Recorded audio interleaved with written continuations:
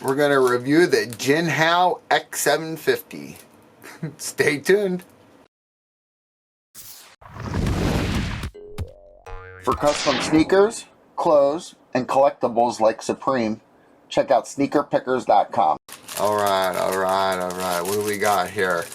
Well, this is how the pen came. Let me get rid of this cheap. So this is basically what we have. I purchased this pen on eBay. It was $4.50 from China. It took 3 weeks to get to me here in the United States.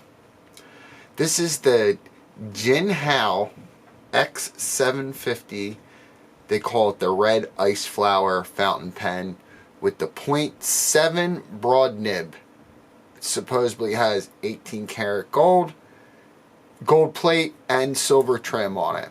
I tell you what, first impression, right? This thing's heavy. It has some weight to it. Nothing about it felt cheap to me at all. Nothing at all. Unfortunately, I don't have any high-end pens to compare this to, but immediately I feel there's weight to this pen.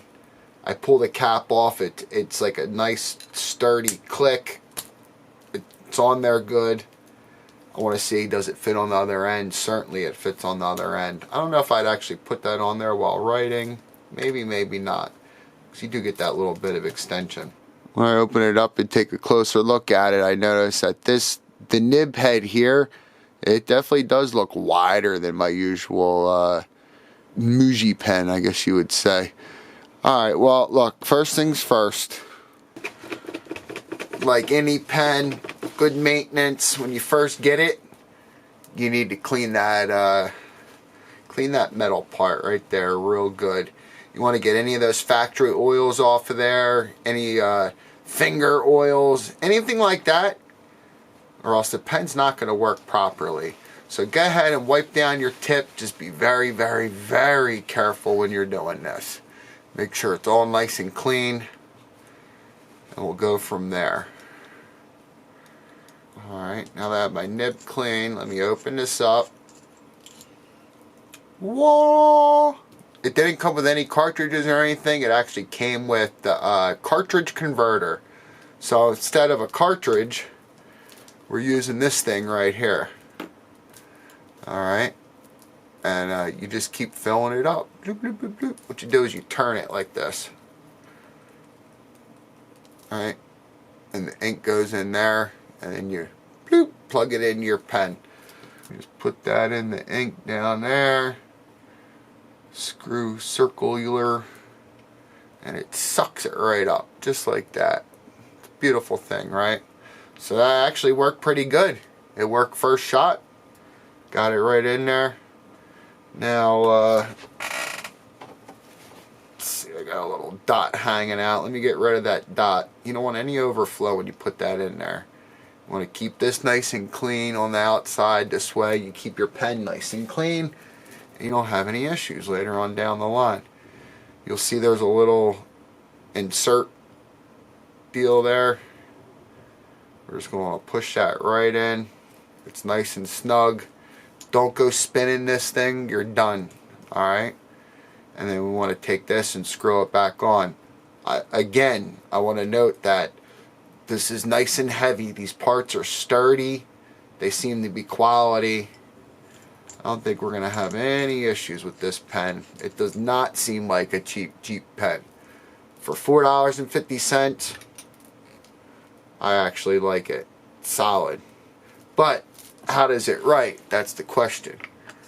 You know, I can replace the nib, and it's not a $4.50 pen anymore if I replaced it with a more expensive nib. So that's kind of the whole point. Let's get a piece of paper out here. Now, like I said, my opinion, it is biased, of course, because I don't have any high-end pens. The only other pen I have right now is the Muji pen. But I bought a ton of different pens. We're going to try them all out, and we're going to decide, you know, do I have to spend all that money or not? I mean, are they going to do what I need them to do? That's what we're going to see. Alright. Here we go. Let's see. I don't know where I would hold it. Down here? Yeah, probably down here. Because up here would feel funny, I think. I don't know. I guess it all depends on what your writing style is. I'm going to hold it down here. We're going to say Jinhao.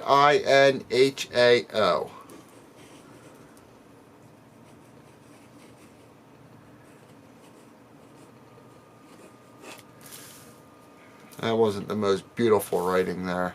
I had to stop and think. I almost messed that H up and made it an L.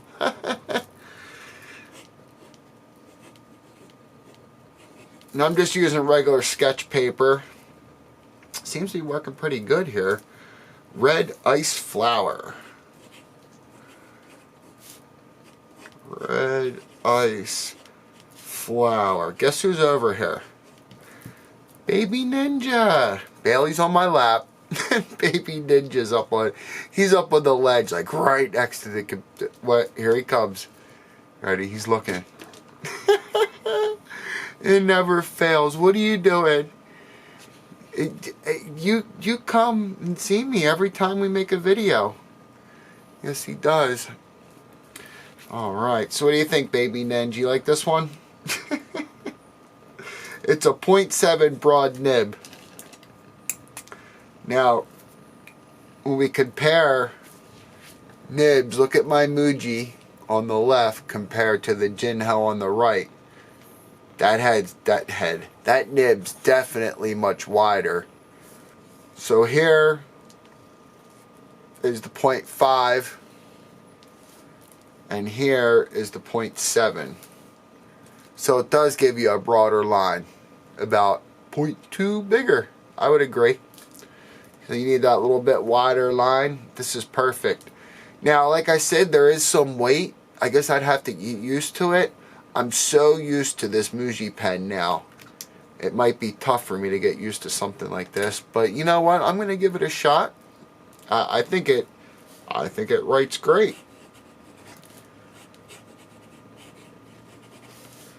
I don't have any issues with it. For $4.50, I tell you what, I'm shocked that it works as well as it does. Let's see, does it write backwards? It writes backwards. What? The pen that writes upside down. Alright, let's see if it writes backwards. What? Joe Kyser. It's the pen that writes upside down. Oh. See if it writes straight up and down. It sure does.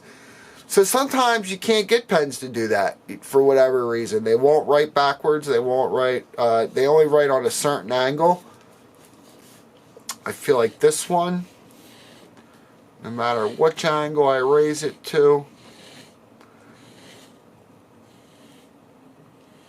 it writes. That's pretty impressive.